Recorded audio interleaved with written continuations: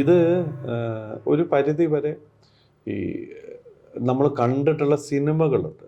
ആരംഭകാലം മുതൽ എൻ്റെ സ്കൂൾ കാലം മുതൽ നമ്മൾ കണ്ടിട്ടുള്ള ചെറുപ്പകാലം മുതൽ കണ്ടിട്ടുള്ള സിനിമകൾ അത് ആ സിനിമകളെക്കുറിച്ച് വായിക്കുകയും പഠിക്കുകയും ഒക്കെ ചെയ്തപ്പോൾ ഉണ്ടായിട്ടുള്ള കാര്യങ്ങൾ അതൊക്കെ നമ്മൾ കാണുമ്പോൾ അതിനകത്തുള്ളൊരു ഈ നമ്മളല്ലാത്ത ഒരാളായിട്ട് ബിഹേവ് ചെയ്യാൻ എനിക്ക് ഭയങ്കര ഇഷ്ടം തോന്നുന്ന കാര്യമാണ്. അപ്പം നെഗറ്റീവ് എലമെൻ്റ് എൻ്റെ ദേഹത്ത് ഉണ്ടാവുമായിരിക്കാം. ഞാൻ അതുകൊണ്ടാണ് അങ്ങനെ ചെയ്യാൻ എനിക്ക് പറ്റുന്നത് ഞാൻ വിചാരിക്കുന്നുണ്ട്.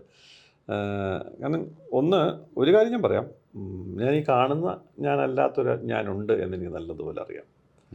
പെട്ടെന്ന് ദേഷ്യം വരുന്ന ഒരാളാണ്. വളരെ പെട്ടെന്ന്. പക്ഷേ അതെങ്ങനെയാണ് ഇങ്ങനെ വളരെ പെട്ടെന്ന് ഞാൻ വളരെ പെട്ടെന്ന് ദേഷ്യം വരുന്ന ഒരാളാണ് ഞാൻ. അത് ഭയങ്കരമായിട്ട് ഞാൻ ഷൗട്ട് ചെയ്യുന്ന ഒരാളാണ്. അത് അങ്ങനത്തെ കുറേ മോശം സ്വഭാവങ്ങൾ എൻ്റെ ഉള്ളിലുണ്ട്. അല്ല, സാധാരണഗതിയിൽ അങ്ങനെയുള്ള സ്വഭാവങ്ങളൊക്കെ പുറത്തു വരേണ്ട സന്ദർഭം പലപ്പോഴും ഷൂട്ടിംഗ് സ്ഥലത്താണ്.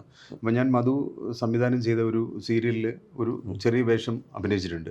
അപ്പോൾ അവിടെയും മധു അഭിനയിക്കാൻ ആദ്യമായിട്ട് വരുന്ന എൻ്റെ അടുത്തും അതുപോലെ തന്നെ അഭിനയിക്കാൻ വന്ന മറ്റുള്ളവരുടെ അടുത്തും ഒക്കെ പരമാവധി അവരുടെ അടുത്തൊന്നും, കാരണം നമ്മൾ ക്രിയേറ്റീവായി നിൽക്കുന്ന ഒരു സ്ഥലത്തും നമ്മൾ ഷൗട്ട് ചെയ്യുകയോ ബഹളം വയ്ക്കുകയോ ഉണ്ടാകരുത് എന്ന് പറയുന്ന ഒരു പാഠം കൂടെ ഉണ്ട്. കാരണം എന്താണെന്ന് വെച്ച് കഴിഞ്ഞാൽ, ഇപ്പം നമ്മൾ ആദ്യമായിട്ട് അഭിനയിക്കാൻ വരുന്ന ഒരാളുടെ അടുത്ത് നമ്മൾ അഭിനയിക്കാൻ വേണ്ടി അയാളെ വിളിച്ചുകൊണ്ട് വരുന്ന അയാൾ ചെയ്യിപ്പിക്കുമ്പോൾ അയാൾ ചെയ്തത് ശരിയാവില്ലായിരിക്കും. ചിലപ്പോൾ അരമണിക്കൂർ, 1 മണിക്കൂർ, 2 മണിക്കൂർ, 3 മണിക്കൂറും ചെയ്താൽ ചിലപ്പോൾ അയാളിൽ നിന്ന് ചിലപ്പോൾ പറ്റില്ലായിരിക്കും.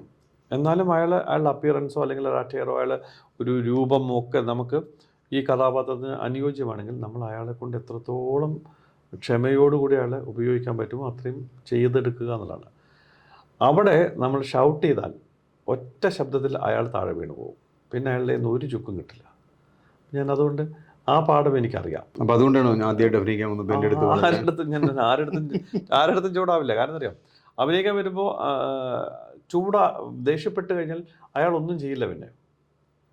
കാരണം ഇത് എൻ്റെയും പാഠമാണല്ലോ. ഞാനും എൻ്റെ അടുത്ത് ഞാൻ അഭിനയിച്ച സമയത്തും ഹിന്ദി, കാരണം അന്നത്തെ വേറൊരു തമാശയും കൊണ്ട് ഞാൻ അസിസ്റ്റന്റ് ഡയറക്ടറാണ്.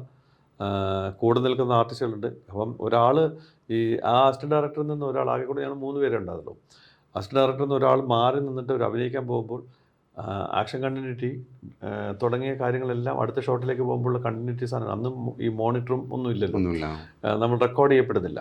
അപ്പോൾ ഇതൊക്കെ നമ്മൾ ശ്രദ്ധിച്ചേ പറ്റും. അപ്പോൾ ഞാൻ അഭിനയിക്കുന്നതിൻ്റെ കൂട്ടത്തിൽ അസിസ്റ്റന്റ് ഡയറക്ടറായിട്ട് കൂടിയാണ് നിന്നിട്ടുള്ളത്. അപ്പോൾ എനിക്കറിയാം ഈ ഒരാളെ നമ്മൾ ഉപയോഗിക്കുമ്പോൾ അയാൾ എത്രത്തോളം പെർഫെക്റ്റായിട്ട് ഉപയോഗിക്കാൻ പറ്റുന്നത്. അപ്പോൾ ആ ദേഷ്യം ഒന്നും ഞാൻ ഒരാളുടെ അടുത്ത് കാണിക്കില്ല. അത് മറ്റൊരു സന്ദർഭം എനിക്ക് ഓർമ്മയുള്ളത്, നമ്മൾ മനസ്സിനക്കര എന്ന് പറയുന്ന സിനിമയിൽ മധു അഭിനയിക്കുന്നുണ്ട്. ഞാനതിൽ അസിസ്റ്റന്റ് ഡയറക്ടറായിരുന്നു. അപ്പോൾ ആ സിനിമയിൽ മധു, എനിക്ക് തോന്നുന്നു സത്യനന്ദിക്കാടിൻ്റെ സിനിമയിൽ ആദ്യമായിട്ട് അഭിനയിക്കുന്നത് മനസ്സിനക്കരയിലാണ്.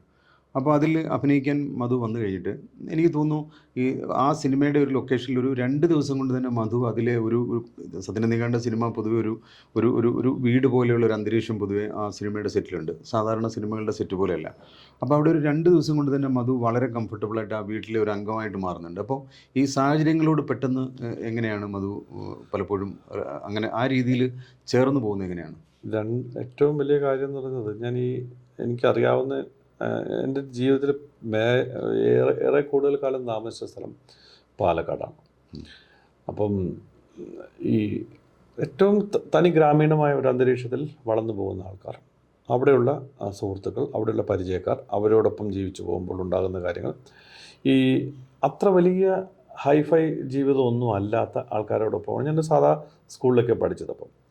അപ്പം നമ്മൾ കാണുന്ന കേൾക്കുന്ന നമ്മളോടൊപ്പം സഞ്ചരിക്കുന്ന ആൾക്കാർ ഞാൻ അവരുടെ കൂടെ പോകുന്നുണ്ട്. അപ്പം തട്ടുകടയിൽ നിന്ന് ഭക്ഷണം കഴിക്കുകയും, അന്നത്തെ കാലത്ത് തട്ടുകട എന്ന് പറഞ്ഞാൽ ചെറിയ ഹോട്ടലുകളൊക്കെ, അവിടെ നിന്ന് ഭക്ഷണം കഴിക്കുകയും, പിന്നെ അതേസമയം തന്നെ എനിക്ക് വേറൊരു ഏരിയ അതിനേക്കാളും ഹൈഫൈ പോകാവുന്ന ഒരിടത്ത് ഞാൻ പോവുകയും ചെയ്യുന്നുണ്ട് നമ്മുടെ കുടുംബത്തിലുള്ള ആൾക്കാരുമായിട്ട്. അപ്പോൾ അവിടെ എത്തുമ്പോൾ നമുക്ക് അതും അനുഭവിക്കാൻ പറ്റുന്നുണ്ട്. ഇവിടെ അപ്പോൾ ഇത് രണ്ടും എൻ്റെ ജീവിതത്തിൽ വലിയ പ്രശ്നമുണ്ടാക്കാതെ എനിക്ക് ബാലൻസ് ചെയ്ത് കൊണ്ടുപോകാൻ പറ്റിയിട്ടുണ്ടെന്നല്ല. എറണാകുളത്തേക്ക് മാറ്റപ്പെട്ടപ്പോൾ ഞാൻ ലൂസിയ പോലൊരു ഹോട്ടലിൽ വർക്ക് ചെയ്ത സമയത്ത് അതിൻ്റെ ഒരു സ്റ്റാർഡം നമ്മൾ കാണുന്നുണ്ട്, ആ ആളുകളോട് ബിഹേവ് ചെയ്യുന്നുണ്ട്. അതേസമയം തന്നെ ഏറ്റവും ലേമൻസ് ആയിട്ടുള്ള ആൾക്കാരോടൊപ്പമുള്ള സഞ്ചാരവും ഉണ്ടാവുന്നുണ്ട്. ഇങ്ങനെ ഈ കൃത്യമായ 2 ഏരിയകൾ, നമ്മൾ പറയുന്ന 2 ഏരിയകൾ നമുക്ക് കൃത്യമായിട്ട് മനസ്സിലാക്കുമെങ്കിൽ നമുക്കത് ഈസിയാണ്. ഞാൻ വേണമെങ്കിൽ ഇപ്പോൾ നമ്മൾ ഇവിടെ കിടന്നും വേണമെങ്കിൽ ഉറങ്ങിപ്പോകാം. നമുക്കൊന്ന് കിടന്നുറങ്ങണം തോന്നിക്കഴിഞ്ഞാൽ ഇവിടെ ആയാലും ഉറങ്ങാൻ പറ്റും. സ്റ്റാർഡം ഈ സ്റ്റാർ ഹോട്ടലിൻ്റെ സ്വഭാവത്തിലേക്ക് കയറി വന്നാലും ഉറങ്ങാൻ പറ്റുള്ളൂ. രണ്ടായാലും ഒരു അൾട്ടിമേറ്റായിട്ടൊരു മനുഷ്യൻ ഒരു കൃത്യസമയത്ത് ഉറങ്ങുന്നു അല്ലെങ്കിൽ ഇടപഴകുന്നു എന്നുള്ളത് മാത്രമല്ല, അത് ആ മനുഷ്യന്മാരോട് ഇടപഴകാനുള്ള എൻ്റെ ഒരു അതൊരു കഴിവാണോ അല്ലെങ്കിൽ ഞാൻ ശീലിച്ചെടുത്തതാണോ എന്നൊന്നും ചോദിച്ചാൽ എനിക്കറിയില്ല. അങ്ങനെയൊക്കെയുള്ള ആളുകളുമായിട്ടുള്ളൊരു സഹവാസം കൊണ്ട് എനിക്ക് എളുപ്പമാണെന്ന് മാത്രം.